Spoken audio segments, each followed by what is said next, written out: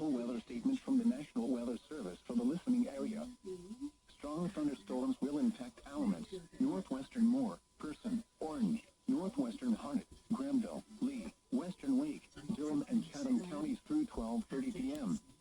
At 11:29 a.m., Doppler radar was tracking strong thunderstorms along a line extending from near Baines to 7 miles northwest of Pittsburgh to 7 miles northwest of Carthage. Movement was northeast at 55 miles per hour.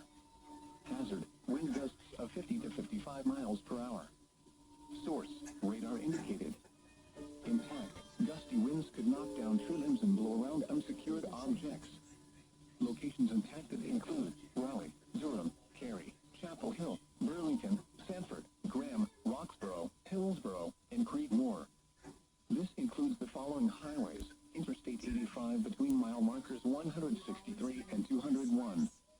Interstate 40 between mile markers 144 and 162 and between mile markers 259 and 296. Interstate 440 between mile markers 1 and 8. Interstate 540 between mile markers 0 and 14. United States 1 between mile markers 69 and 101. The Durham Freeway between mile markers 2 and 17.